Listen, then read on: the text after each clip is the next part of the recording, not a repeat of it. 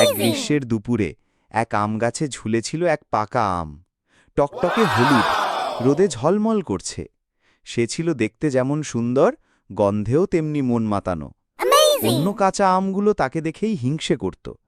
পাকা আমটি সবসময় গর্ব করে বলতো, এই গাছে আমিই সবচেয়ে সুন্দর, সবচেয়ে মিষ্টি, সবাই আমাকে খেতে চাইবে, আমি রাজা।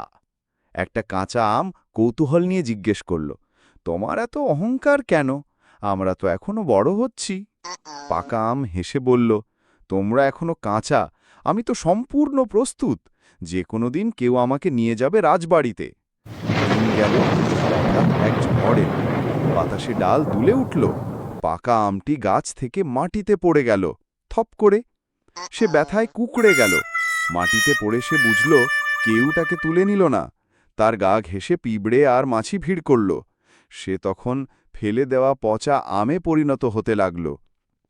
এদিকে গাছে ঝুলে থাকা কাঁচা আমগুলো ধীরে ধীরে পেকে উঠল। তারা কোনো অহংকার না করে ধৈর্য ধরেছিল। একদিন বাগানের মালিক এসে সুন্দরভাবে পাকা আমগুলো